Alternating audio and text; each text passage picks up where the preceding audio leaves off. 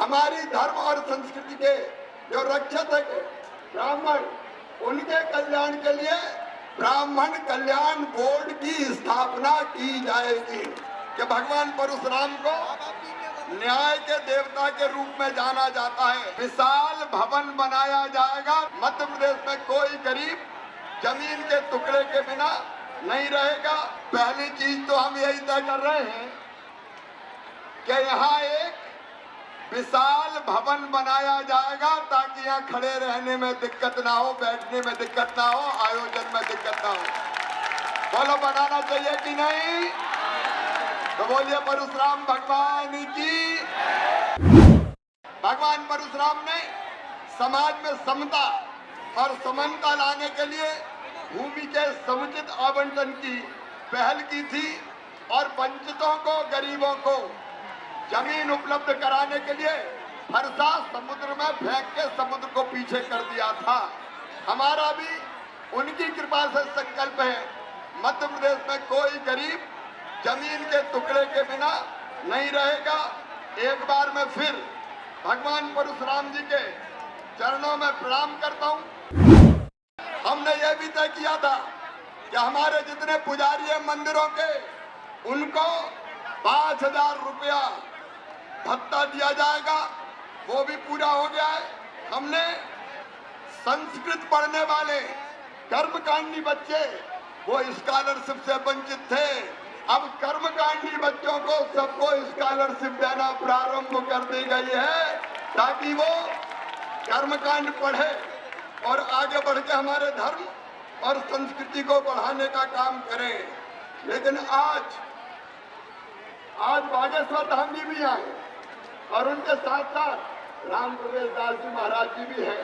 महाराज जी, ये गुफा मंदिर हमारे धर्म की शान है। आपने जो जो कहा है वो मैंने सुना है। यहाँ भवन सहित, नाले के निर्माण सहित जो जो काम आपने कहे हैं सब पूरे किए जाएंगे। ये भोपाल की आस्था का केंद्र है। बोलो होना चाहिए कि नहीं? तो जोर से बताओ ना, होना चाहिए कि नहीं? अब हमने एक फैसला और किया है, मंदिरों में सरकार कोई भी मंदिर की गतिविधियों को नियंत्रित नहीं करेगी और इसलिए जितनी जमीन मंदिरों के नाम है उनको कलेक्टर नीलाम नहीं करेंगे, उनको पुजारी ही नीलाम करेंगे। बोलिए धर्म की। और इसके साथ साथ जो निजी मंदिर हैं जिनमें ट्रस्ट बने हैं, वहाँ के पुजारियों को भी सम्मानजनक मानदेय देने की व्यवस्था के लिए उनको नियम बना के निर्देशित किया जाएगा। एक बात और महाराज जी ने कही है, ब्राह्मणों ने हमेशा धर्म की रक्षा की है, संस्कृति की रक्षा की है। अगर आप देखेंगे तो हम सबको बहुत गर्व होता है ये कहते हुए कि ये ब्राह्मण है जो धर्म, अध्यात्म, ज्ञान, विज्ञान, योग, आयुर्वेद, परंपरा और संस्कृति, श्रुति और स्मृतियों के माध्यम से संरक्षित करने का काम करते हैं। उन्होंने यज्ञों, हवनों, शस्त्र शास्त्रों सबको सुरक्षित रखने का काम किया, संस्कृति की रक्षा करने का काम किया। ऐसे कितने विद्वान हैं। भाई वेदव्यास जी महाराज महाभारत लिखा, तुलसीदास जी रामायण लिखी। हर क्षेत्र में ऐसे विद्वान हैं और इसलिए हमारी धर्म और संस्कृति के जो रक्षक है ब्राह्मण, उनके कल्याण के लिए ब्राह्मण कल्याण बोर्ड की स्थापना की जाएगी। बोलो बनाना चाहिए कि नहीं? तो जोर से बोलो बनाना चाहिए कि नहीं? यहाँ लेकिन सभी जातियों के लोग उपस्थित हैं और सामाजिक समरसता के साथ सबका कल्याण करना ये भारतीय जनता पार्टी की सरकार का धर्म है। हम उस धर्म का पालन करेंगे। मेरी लाडली बहना यहाँ बैठी है। मेरी बहनों, 10 जून से सबके खाते में 1,000 रुपया आना शुरू हो जाएंगे। हमारी बहनें दुखी नहीं रहेंगी।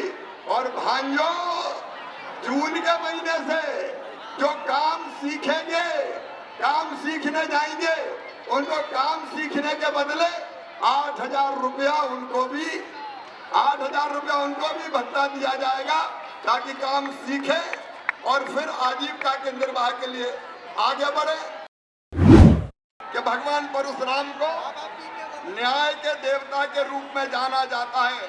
उनने आतताइयों का नाश करने के लिए परशु उठाया था, हर्षा उठाया था। उनकी प्रेरणा से मध्य प्रदेश की धरती पर भी गुंडे हो, बदमाश हो, नक्सली हो, उनकी खैर नहीं है। मध्य प्रदेश की सरकार पूरी ताकत से उनके खिलाफ अभियान आज ही 2 नक्सलियों को मारा है। भगवान श्री कृष्ण ने गीता में कहा था, यदा यदा ही धर्मस्य ग्लानिर्भवति भारत अभ्युत्थानम धर्मस्य तदात्मानं सृजाम्यहम् परित्राणाय साधूनां विनाशाय च दुष्कृतां धर्म संस्थापनार्थाय संभवामि युगे युगे। जब जब धर्म की हानि होगी, अधर्म बढ़ेगा, पाप बढ़ेगा, अनाचार बढ़ेगा, तब तब उसको समाप्त करने में इस धरती पर आऊंगा। और इसलिए भगवान विष्णु के 6वें अवतार भगवान परशुराम जी इस धरती पर आए, उनको प्रणाम और आप सबको शुभकामनाएं। पिछले साल अनेक मांगे यहाँ की गई थी। आज मैं बताना चाहता हूँ, सरकारी स्कूलों में संस्कृत के शिक्षकों की भर्ती प्रारंभ कर दी गई है।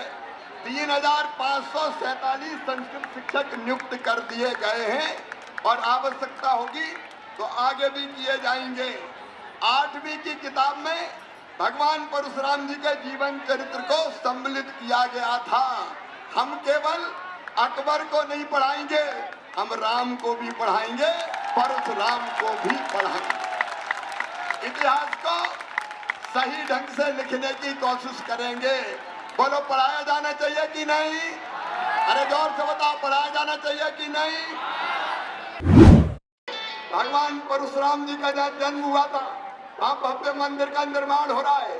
लेकिन आज जाना पाओ में मैं विस्तार से बोलूंगा, लेकिन भगवान परशुराम जी का एक विशाल लोक परशुराम धाम का निर्माण किया जाएगा, ताकि भगवान परशुराम से हम सब प्रेरणा लें, अन्याय अत्याचार को खत्म करें और आगे बढ़े। इन्हीं शब्दों के साथ एक बार मेरे साथ बोलिए, भगवान परशुराम की, धर्म की, अधर्म का। ऐसे बोल रहे भोपाल में, जरा जोर से बोलो ना। धर्म की, अधर्म का, प्राणियों में, विश्व का, भारत माता की, गौ माता की, हर हर